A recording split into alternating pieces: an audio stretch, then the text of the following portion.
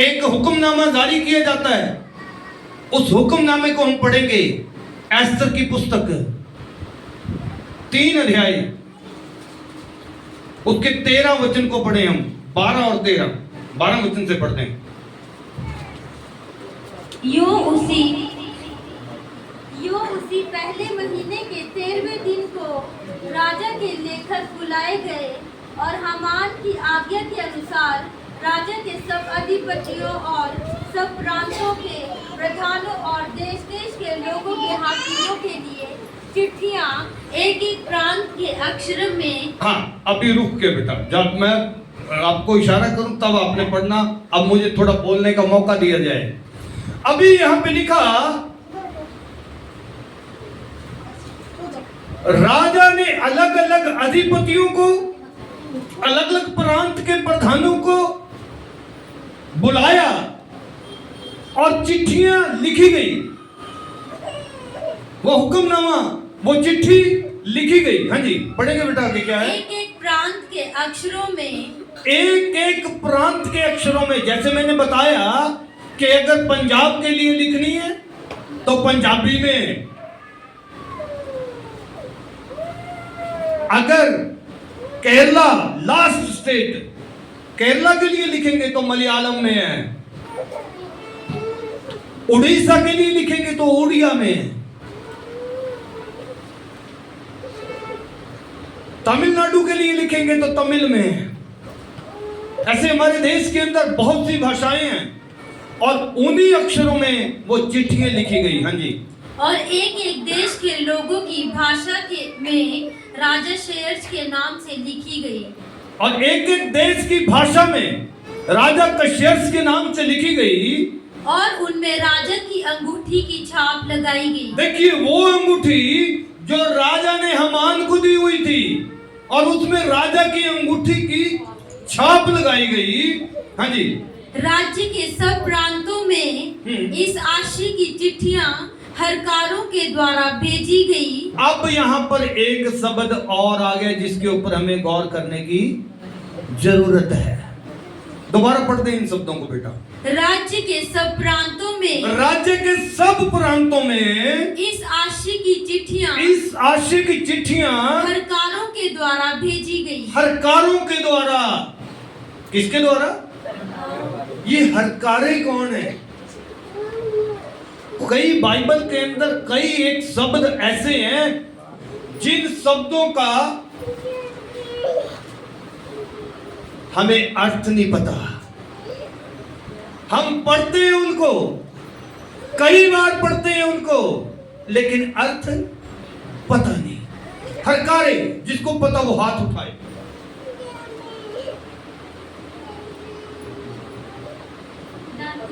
Very good, ताली बजाएंगे इस बेटी के लिए।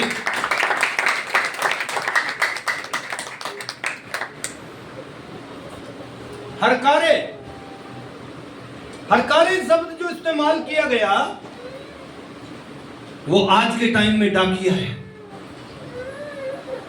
संदेशवाहक, चिट्ठी को ले जाने वाला, पोस्टमैन। हरकारों के द्वारा। हाँ जी, बता के पढ़ेंगे कि एक ही दिन में अर्थात आधार नामक 12वें महीने के 13वें दिन को। देखिए, एक ही दिन में आधार नामक 12वें महीने के 13वें दिन को, वो दिन फिक्स कर दिया गया, वो डेट, वो समय, वो फिक्स कर दिया गया। कई बार हमारे देश के अंदर भी ऐसी ऐसी बातें फिक्स की जाती हैं, समय, टाइम फिक्स कर दिया जाता है।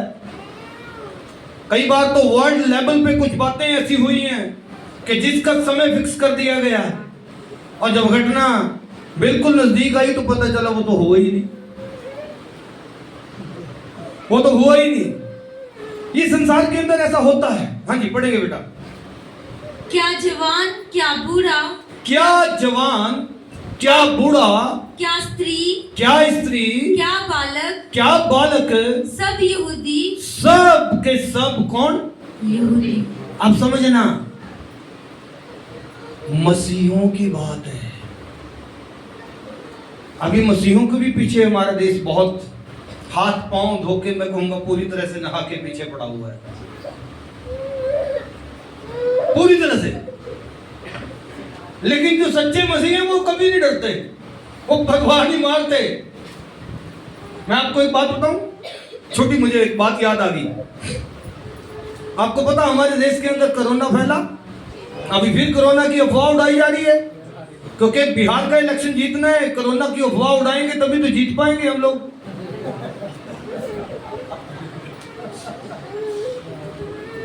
देखिए लॉकडाउन हो गया, मेरी उम्र जो है 54 में जा रही है, हाफ सेंचुरी से ऊपर निकल गया हूं। मैंने लॉकडाउन का नाम ही नहीं सुना था, स्कूलों में भी पढ़ा था, सब जगह गया हूं। लॉकडाउन मुझे पता नहीं था कि लॉकडाउन भी कोई शब्द है, सच्चाई बता रहा हूं मैं। और तभी सुना जब कोरोना का समय आया कि लॉकडाउन होगा, और जब लॉकडाउन हो गया तो लोग इतने पैनिक हो गए, इतने डर के घबरा गए, पता नहीं क्या होगा।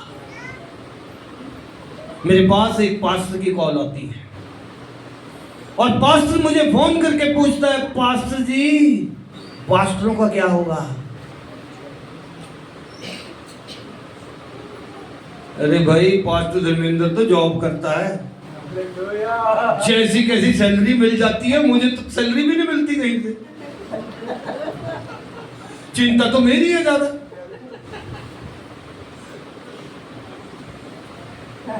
जो फुल टाइम सेवा कर रहे हैं मेरे जैसे, जहां आधी रात को भी याद करते तो भाग पड़ते हैं, कोई बात नहीं प्रार्थना के लिए, पता ही नहीं रास्ते में चाहे कोई मार दे, उठ के दौड़ पड़ते हैं। लेकिन किसने बुलाया? सेवा में किसने बुलाया? कलीसिया ने बुलाया, विश्वासी ने बुलाया, हाँ किसने बुलाया? फिर हमें टेंशन है कोई? हमें डर है कोई? मैंने पास्टर को कहा, पास्टर साहब विचार लंबा चला जाएगा, लॉकडाउन तो है, हम तो 1.5 घंटे बातों में लगे रहे, कोई फायदा कोई नुकसान नहीं, आराम से बातें करेंगे फोन पे ही। मैंने कहा 3 किस्म की सेवकाई है, आपके साथ साझी नहीं करूंगा उन बातों को मैं, वो पास्टरों की बातें हैं। और उस 3 किस्म की सेवकाई में मैं और आप किस कैटेगरी में आता है ये हमें देखना है बस। हालेलुया। और अगर हमें पता कि हम सही कैटेगरी के पास्टर हैं तो मुझे चिंता नहीं, लॉकडाउन मेरी तरफ से चाहे उम्र भर लगा रहे, साल भी नहीं कहूंगा मैं। अरे मैं कहता हूं जब जब लॉकडाउन हुआ ना तो मसीहों में बेदारी आई है। अपने घर में उन्होंने उतनी प्रार्थना की जितनी कभी नहीं करते थे वो, जितनी कभी भी नहीं करते थे वो। और पास्टर को बार बार, पास्टर जी दुआ कर दो, जूम पे पास्टर जी हम भी जुड़ रहे हैं, आप भी जुड़ जाओ। देखिए कई बार हो सकता है पास्टर का मन नहीं है जुड़ने का जूम पे, तो शायद पास्टर ने घर पे प्रार्थना कर ली काफी देर, लेकिन अभी विश्वासी लोग बोल, पास्टर जी जूम का लिंक भेज दिया है, आप भी जुड़ो, आप थोड़ा वचन भी बोलो। फिर पास्टर होता कोई बात नहीं, अभी विश्वासी लोग तैयार है ना, तो कोई बात नहीं, थोड़ा सा मैं भी और प्रार्थना में बैठ जाता हूँ और वचन पढ़ते हैं। मैं कहता हूँ क्या लॉकडाउन बुरा था? मसीहों के लिए तो अच्छा था, मेरे लिए बहुत अच्छा। हालेलुया। जितने पकवान हमने वैसे कभी नहीं खाए, तो लॉकडाउन में उससे ज्यादा खाया, उससे ज्यादा खाया। मेरी गवाही है, जब कोई प्रार्थना के अलावा, वचन पढ़ने के अलावा अब कोई काम नहीं मिलता, तब तो बच्चे कहते हैं मोमो बनाएंगे, और यूट्यूब पे देख के अपने तरीके से। फिर एक भाई आ गए मेरे घर पे, पास्टर धर्मेंद्र जानते हैं, कल भी वो आए थे चर्च में, पोछा वगैरह लगा के गए, परिवार अच्छा है, और वो मेरे पास जब भी समय मिलता तो आते हैं। वो कहते बेसन के लड्डू बनाएंगे हम तो जी, और चूल्हा चला दिया। अरे उससे पहले कुछ और बनाया था, वो कांच का चूल्हा नहीं होता है, वो था, गर्मी का सीजन था, अभी पहले कुछ और बनाया, उसके बाद कुछ और बनाया, वो 6 घंटे चल गया चूल्हा, वो चूल्हा फटक गया, कब तक चलेगा वो? देखिए परमेश्वर ने कितना दिया अपने लोगों को, खाओ आनंद उठाओ। ये तो गवाही के तौर पे मैंने बातें की, वो एस्तर की पुस्तक से हटके। मैं आपको बताना चाहता हूं, यहां पे लिखा क्या बालक, क्या स्त्री, क्या जवान, क्या बूढ़ा, हर एक यहूदी मसीहों के लिए बात हो रही है, यहूदियों के लिए बात हो रही है, और शायद इस संसार के अंदर, इस देश के अंदर मेरे लिए और आपके लिए बात हो। हालेलुया। मैं आपको बात बताना चाहता हूं, हमें किसी विरोधी पार्टी से डरने की जरूरत नहीं है, घबराने की जरूरत नहीं है। अरे हमने किसी से कोई दुश्मनी थोड़ा की है, हमने किसी को कुछ बुरा किया? कुछ नहीं ऐसा किया हमने। हम प्रभु प्रभु करते हैं, हम प्रार्थना करते हैं, हम दुआ करते हैं, हम तो दुश्मन के लिए भी दुआ करते हैं। फिर क्यों लोग हमारे साथ दुश्मनी लगाते हैं? क्योंकि हम उनके लिए प्रार्थना करते हैं ना। हालेलुया। और यहाँ पे भी यहूदियों की बात हो रही है। 12वें महीने के 13वें दिन, एक ही दिन, क्या लिखा लास्ट शब्द में बेटा? सब यहूदी मार डाले जाएं। सब यहूदी मार डाले जाएं और नष्ट किए जाएं। नष्ट किए जाएं और उनका सत्यानाश किया जाए। देखिए, ये सत्यानाश शब्द मैंने पहले भी बोला था ना, एक एक शब्द के ऊपर गौर करेंगे। हरकारे शब्द पहले मैंने बताया था। हरकारे, वो अपना हाथ उठाएं जिसको पता नहीं था कि हरकारे का मतलब क्या है। इसमें कोई बेइज्जती नहीं है कि मुझे भी पता नहीं था, मुझे भी पता नहीं था। लेकिन काफी लोगों को पता नहीं हरकारे का मतलब क्या था। लेकिन जब जब हम बाइबल को पढ़ते हैं तो जो शब्द हमें नहीं पता लगता, पास्टर के साथ तालमेल करें। हो सकता है कई बार पास्टर को भी ना पता हो, क्योंकि लैंग्वेज अलग अलग है ना, भाषा अलग अलग है। तो हम दो भाषा की बाइबल उठा के देखें। हिंदी पढ़ते हैं तो पंजाबी में भी किसी से पूछ के देखें वहां क्या लिखा है। अगर किसी को इंग्लिश आती है तो इंग्लिश में पूछ के देखें वहां पे क्या लिखा हुआ है। देखिए, हिंदी बाइबल में लिखा चचेरी बहन, हिंदी बाइबल के अंदर चचेरी बहन, और इंग्लिश की बाइबल के अंदर अंकल डॉटर लिखा हुआ है। वहां पे वो स्पष्ट हो रहा है। कई बार पता नहीं चलता रिश्ता क्या बनता है, वहां पे शब्द क्या है। और बाइबल के अंदर अनगिनत शब्द ऐसे हैं जिनके अर्थ नहीं लोगों को पता, लेकिन कई बार पढ़ जाते हैं। बाइबल में एक शब्द है गोधुली। गोधुली शब्द पता बाइबल में है, और गोधुली का अर्थ पता क्या है? हाँ जी, संध्या का समय, शाम का समय। बाकी सबको पता था गोधुली का अर्थ क्या है? हाँ जी, बोलिए बोलिए। मुझे लगता है आप लोग सुस्त हो गए हैं। प्रचार अच्छा नहीं लग रहा आपको? समझ नहीं आया आपको? आ रहा है?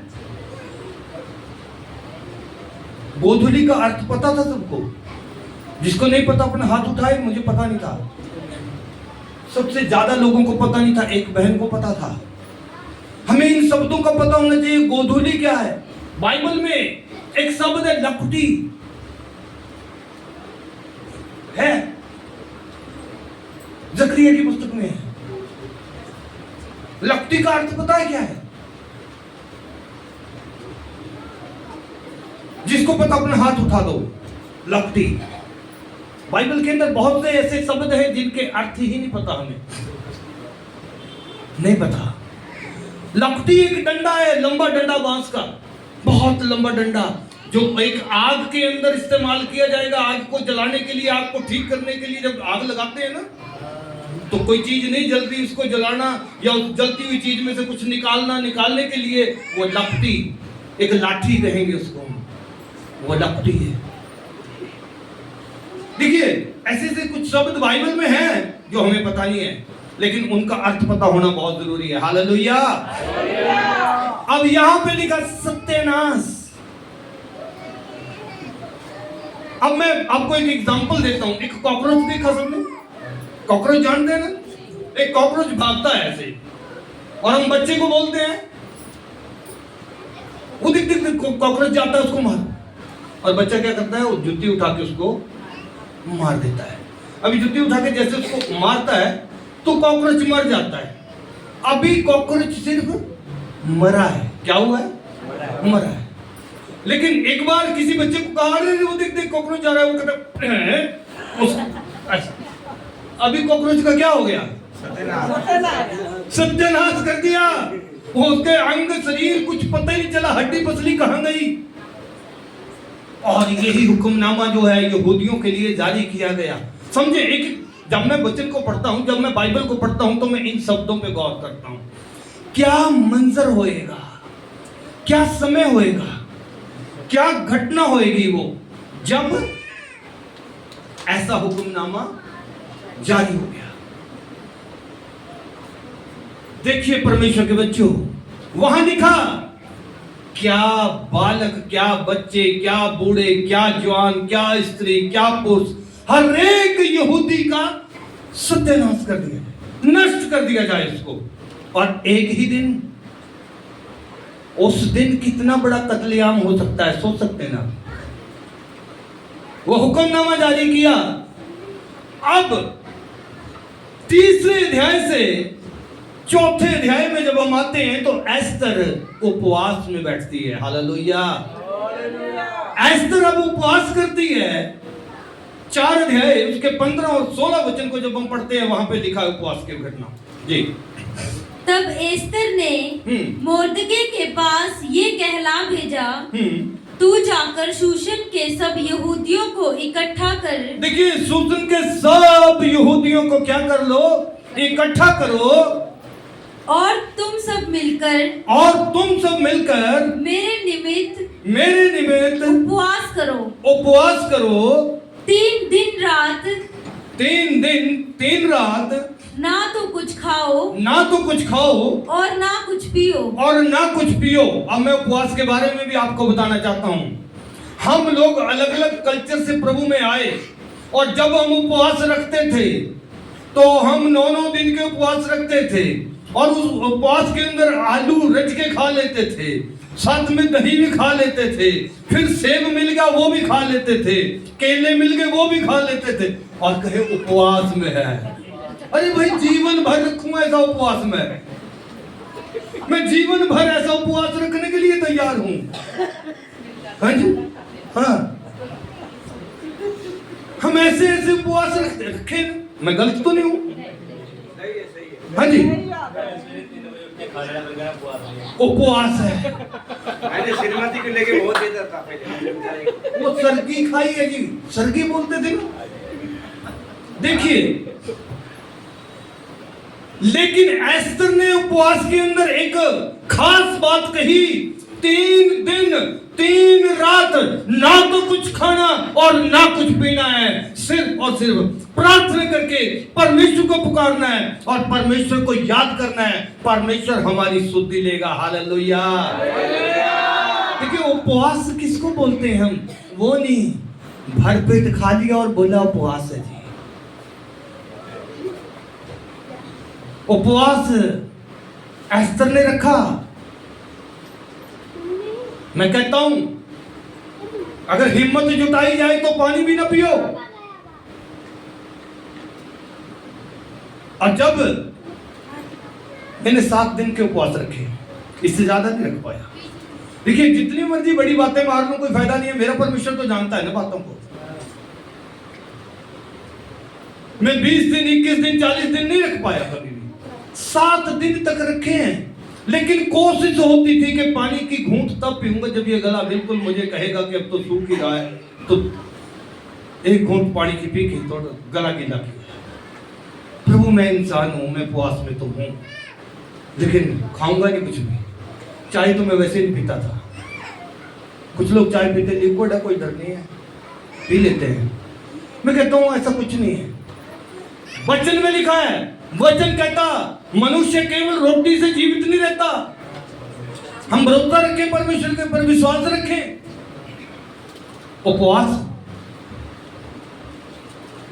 उपवास रख के देखे, भले ही 1 दिन रखो, पर ऐसा रखो अपने आप को दीन और नम्र करके, घुटने टेक के परमेश्वर के आगे प्रार्थना करें और उपवास करें। प्रभु, उपवास रोटी छोड़ना उपवास नहीं है खाली। किसी को तो ना अखबार पढ़ने की ही बड़ी लत चढ़ी होती है। जब तक वो पहले पेज से लेकर लास्ट पेज तक वो पूरे अखबार को पढ़ ना ले ना, तब तक उसको ना नींद नहीं आती। उसको लगता है ये अभी एक खबर और है, छोटा सा हेडिंग, इसको देख ही लेता हूँ, यहाँ क्या है। उसको लगता है ये है कुछ, ये इसको देख लेता हूँ। मैं कहता हूँ वो अखबार पढ़ने का उपवास रखे, उस दिन अखबार को छेड़े ना, वो सिर्फ प्रार्थना करे। उपवास तो हम समझे उपवास को क्या है, खाली खाना छोड़ना उपवास नहीं है। एस्तर ने हुक्मनामा जारी किया, 3 दिन और 3 रात, बहुत लंबा चौड़ा टाइम नहीं था उसके पास भी, और उसने बोल दिया मैं भी अपनी सहेलियों के साथ ऐसा उपवास करूंगी, और सूसनगढ़ के जितने भी यहूदी हैं वो भी सब उपवास करें। हालेलुया। आगे कहानी में आपको बताया गया कि परमेश्वर ने हालातों को बदल दिया, परमेश्वर ने हालातों को बदल दिया। हामान को ही मार दिया गया और मोर्देकै को बड़ी पदवी के ऊपर बिठा दिया गया। अभी अब समझने वाली कहानी है आगे। अभी तक पता नहीं, मुझे नहीं पता आप लोगों को अच्छे से समझ आया या वैसे ही ये पास्टर तो हर बारी महीने 1.5-2 महीने में उठ के आ जाता है, बहुत कुछ समझाने की कोशिश करता है, जिसका काम है बोलता रहे, कोई बात नहीं।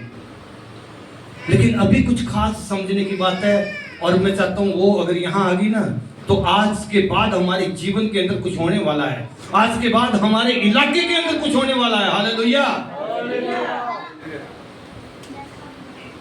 दोबारा हुक्मनामा जारी होता है, दोबारा हुक्मनामा जारी होता है, और उस हुक्मनामे के अंदर क्या लिखा जाता है? कोई भी किसी यहूदी को नहीं मारेगा, और हर एक यहूदी अपने दुश्मन को चुन के मार दे। देखिए, दोबारा हुक्मनामा जारी हो चुका है, किसके द्वारा? मोर्देकै ने राजा की अंगूठी का जो स्टैंप लगा के हुक्मनामा जारी कर दिया, और उसी तरह हर एक भाषा, हर एक इलाके के एरिया के मुताबिक उसकी लैंग्वेज के अनुसार वो हुक्मनामा लिख दिया है। अब उनको पढ़ने की जरूरत नहीं है, वो पहले पढ़ लिया ना हमने। और लिखा हरकारों को, वहां पे भी हरकारे शब्द है, भेज दिया गया। और वहां पे एक बात और लिखी, वेग से चलने वाले घोड़ों, ऊंटों, सांडनी लिखा हुआ है, और कई तरह के जानवरों के नाम लिखे हुए हैं वहां पे, क्योंकि साधन ही वही होते थे, उन्हीं के ऊपर बैठ के जाते थे। अब मैं सोचता हूं, अगर आज ही केरला में हुक्मनामा पहुंचाना है लिखा हुआ, तो कैसे जाना पड़ेगा? अभी व्हाट्सएप तो कुछ ज्यादा इजी हो गया है,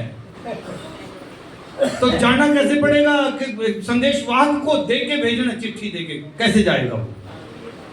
आज ही पहुंचाना है उसको बाय प्लेन। Very good. हमारे पास तो साधन बदल गया ना, अभी घोड़े की जगह पे क्या आ गया? जहाज आ गया। दूर जाएगा तो उसको पहले घोड़ा दिया गया था, तेज भागता था,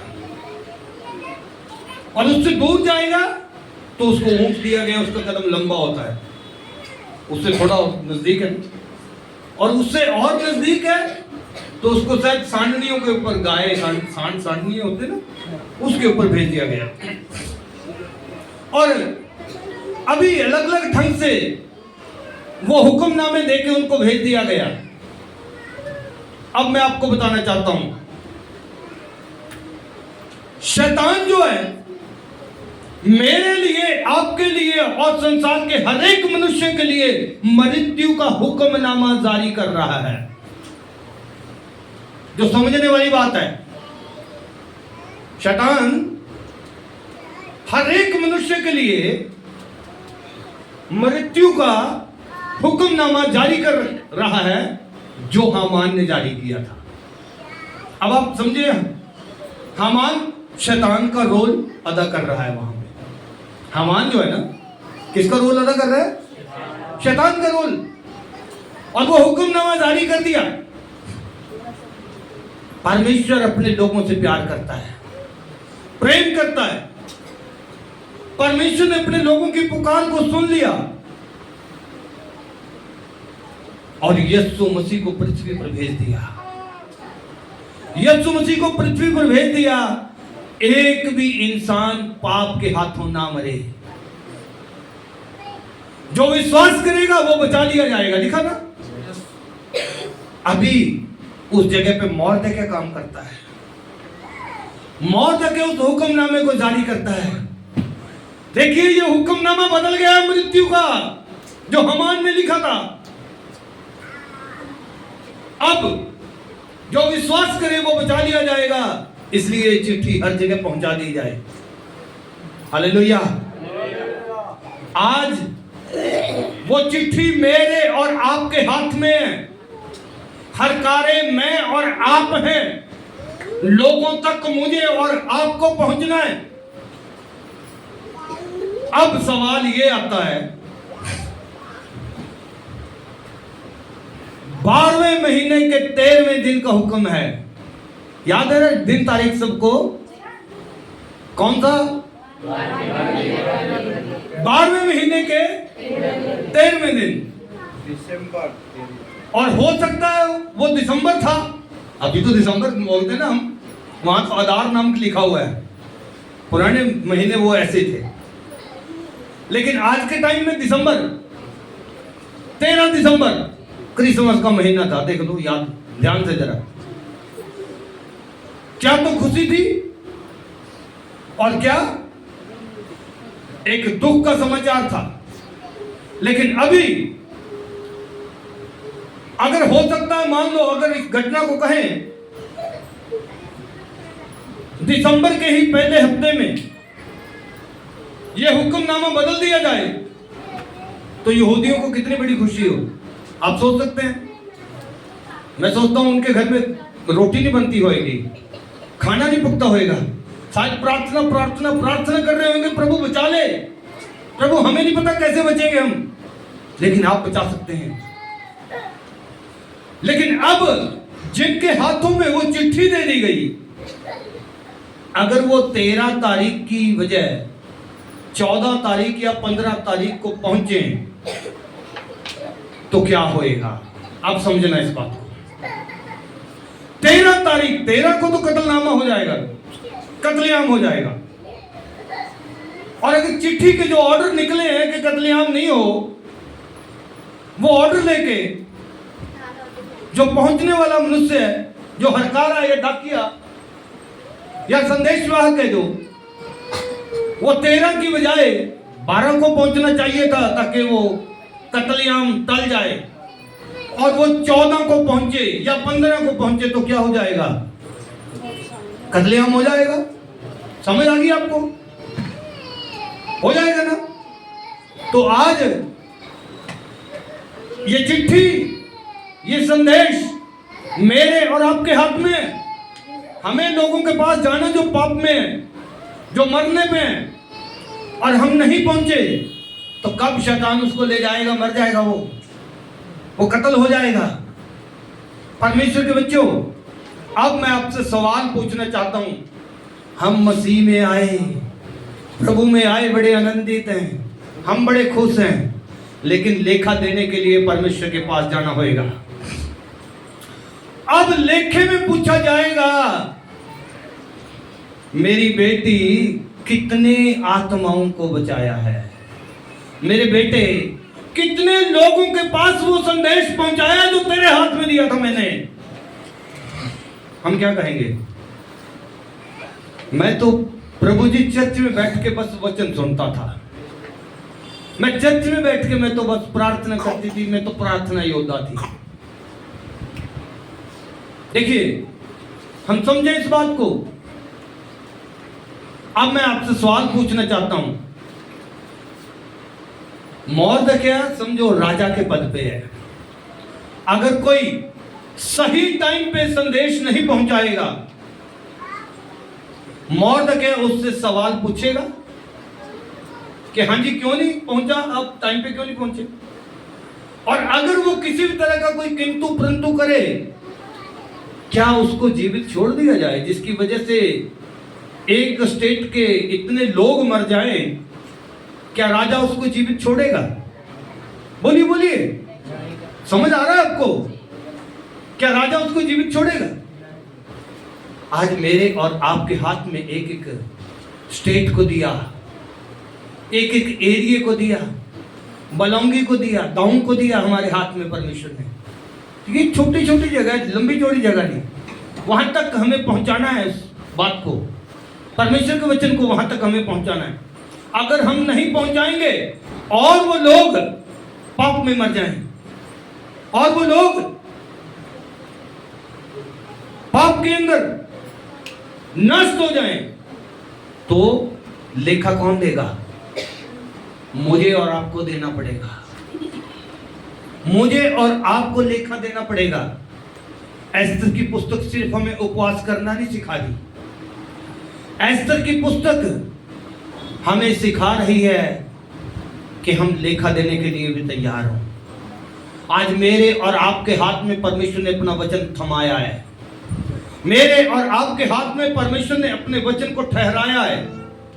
मुझे और आपको लोगों तक उस वचन को पहुंचाने की आवश्यकता है। और मैं और आप आनंद का जीवन जी रहे हैं, खुशियां मना रहे हैं, सब कुछ मिल रहा है, अच्छा कपड़ा है, रोटी खाने को मिलती है, अच्छा घर दिया हुआ है और उसमें रह के हम आनंद कर रहे हैं। लेकिन लोगों की हमें परवाह नहीं, जो पाप में मर रहे हैं, जो गुनाहों में जा रहे हैं। हम उनके पास परमेश्वर के वचन को लेकर नहीं जा रहे और हम सोचते कोई बात नहीं, अगर मैं नहीं सुनाऊंगा कोई और सुना देगा। ये गलत सोच है हमारी। परमेश्वर के बच्चों, परमेश्वर मुझसे आपसे लेखा लेगा।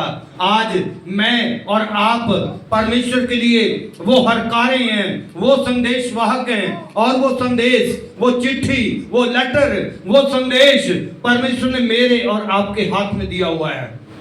परमेश्वर चाहता है हम बाइबल के इस वचन को लेकर लोगों तक जाएं, हम लोगों तक इस वचन को पहुंचाएं, ताकि एक भी मनुष्य उस पाप में ना मरे जिसके ऊपर पाप की वजह से मृत्यु का हुक्म जारी हो चुका है। इसलिए परमेश्वर कहता है उसका वो हुक्म बदला हुआ है। वो परमेश्वर प्रभु यीशु मसीह के ऊपर विश्वास कर ले, वो हुक्मनामा बदल चुका है, वो बच जाएगा। आज उस हुक्मनामे को लेकर मुझे और आपको उस इंसान तक, उस मनुष्य तक जाने की जरूरत है जो पाप में डूबा है। और आज हम परमेश्वर के आगे ये समर्पण करें, प्रभु मैं तेरे वचन को उन लोगों तक लेकर जाऊंगा, मैं तेरे वचन को उन लोगों तक लेकर जाऊंगी जिनको तेरे वचन की जरूरत है, जो पाप में है, जो गुनाह में है। हर एक जन अपने घुटनों पे आके परमेश्वर से प्रार्थना करे, हर एक जन प्रार्थना करे, प्रभु आज तेरे वचन से मैंने सीखा, प्रभु आज तेरे वचन से हमने जाना, प्रभु जी